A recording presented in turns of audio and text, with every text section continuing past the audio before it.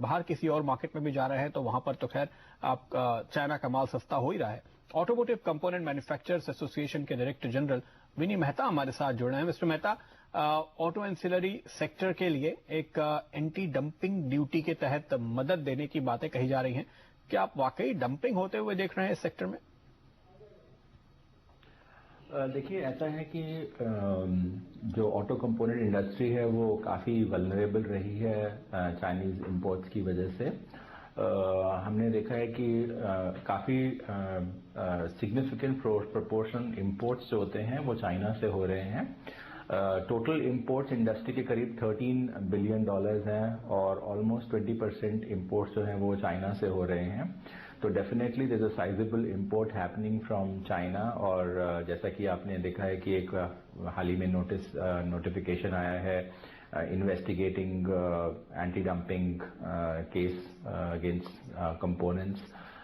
तो definitely there is a challenge for the industry from Chinese imports. लेकिन mister Mehta, ये क्या वाकई कहा जा सकता है कि चाइनीज जो है अपनी कॉस्ट से नीचे नुकसान उठाकर भारत के बाजार में बेच रहे हैं? क्योंकि डंपिंग का मतलब तो यही होता है कि आप अपनी प्रोडक्शन चालू रखना चाहते हैं, अपनी करंट कॉस्ट कवर करते हुए लॉस में माल बेच रहे हो। क्या ऐसा है?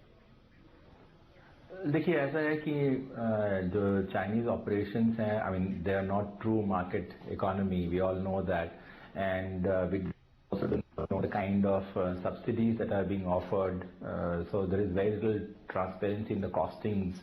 तो उनकी जब तक हमें प्राइसिंग की जो ब्रेकअप्स हैं वही नहीं पता चलती हैं, डेफिनेटली सिर्फ the prices that they are offering are much lower. और हम देख रहे हैं कि जो हमारा आफ्टर मार्केट सेगमेंट होता है वो बहुत ज़्यादा वल्नरेबल है। प्रॉब्लम ये है कि आफ्टर मार्केट के लिए कोई प्रेस्क्राइब्ड स्टैंडर्ड्स नहीं है, मैंडेटेड स्टैंडर्ड्स नहीं है। जब हम व्हीकल इंडस्ट्री को कंपोनेंट सप्लाई करते हैं तो हम ऑटोमोटिव इंडस्ट्री स्टैंडर्ड्स फॉलो करते हैं, पर जो आफ्टर मार्केट की सप्लाई है, यानी कि जिसे आप सर्विसिंग और रिपेयर मार्केट कहते हैं, उसमें जो कंपोनेंट्स की खपत होती है उनके लिए कोई मैंडेटेड स्टैंडर्ड्स नहीं है। और हम देख रहे हैं कि काफ़ी तादाद में इस मार्केट के लिए जो इंपोर्ट्स होते हैं वो चाइनीज कंपोनेंट्स की इंपोर्ट होते हैं, क्योंकि they are sometimes spurious and of course the play is on price points. Sir, ये बताइए कि फिर आपकी मांग क्या है? कितनी एंटी डंपिंग ड्यूटी सरकार को लगाना चाहिए? सरकार तो अब इन्वेस्टिगेशन करना शुरू कर दिया, और आपकी क्या एक्सपेक्टेशन है? ये इन्वेस्टिगेशन कब तक खत्म होगी, कब तक ये ड्यूटी लगेगी?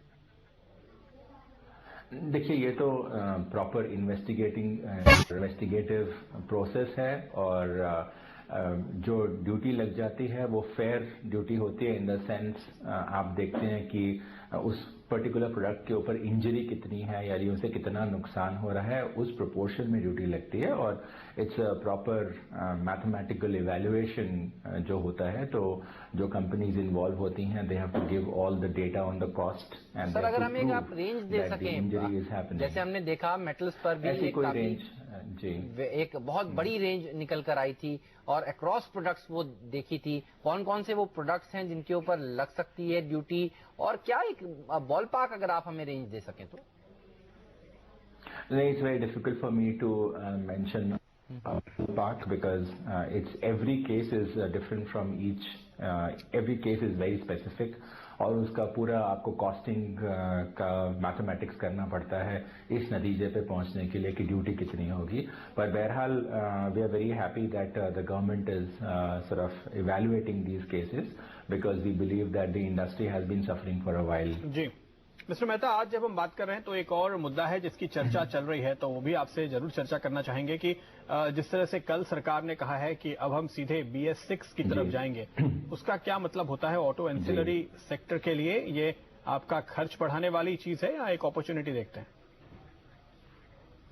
देखिए, ऐसा है, पहली बात तो आप जहां भी ऑपरेट करते हैं, principally you have to be compliant to the laws of the land.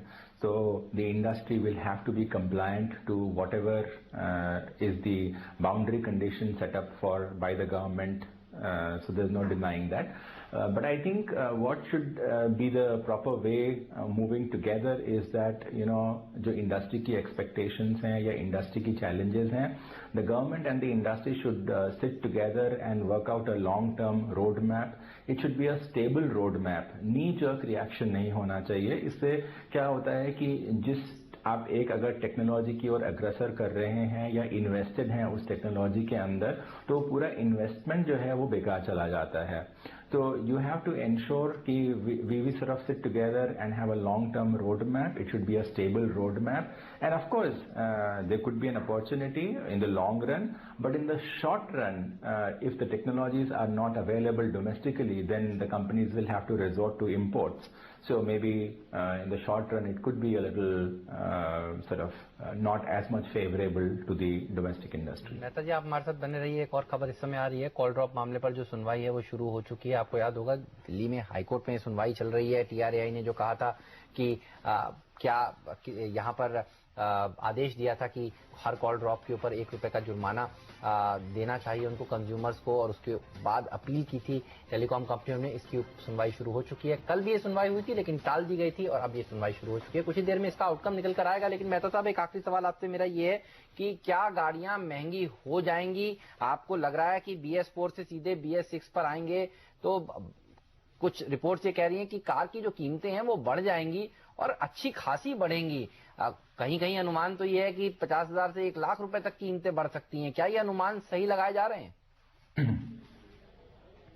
देखिए, ये प्रश्न मूलभूत गाड़ी की इंडस्ट्री बॉडी को सिर्फ हैंडल करना चाहिए. मैं तो कंपोनेंट इंडस्ट्री का रिप्रेजेंटेटिव हूं, पर डेफिनेटली जब भी कोई नई टेक्नोलॉजी लाई जाती है तो obviously there is a fresh investment that happens and there is a cost to that investment, and at the end of the day the cost of that investment is passed on to the consumer. So that is how the world, the industry works.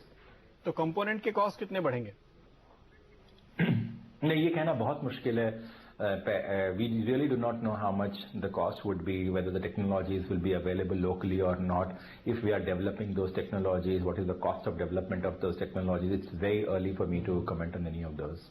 चलिए, शुक्रिया मेहता साहब समय निकालने के लिए, इस चर्चा पर शामिल होने के लिए. बहरहाल प्रदीप, चर्चा यही चल रही है कि गाड़ियों की कीमतें बढ़ेंगी और जिससे उनकी सेल्स घट सकती है, और इसीलिए भी आप देखिए एक वजह ये भी बताई जा रही है ऑटो शोरूम में जिस तरह से पिटाई आज के सत्र में देखने को मिल रही है. खासतौर पर एंट्री लेवल गाड़ियां अगर महंगी होती हैं तो मारुति को नुकसान होगा, ये बाजार मानकर चल रहा है.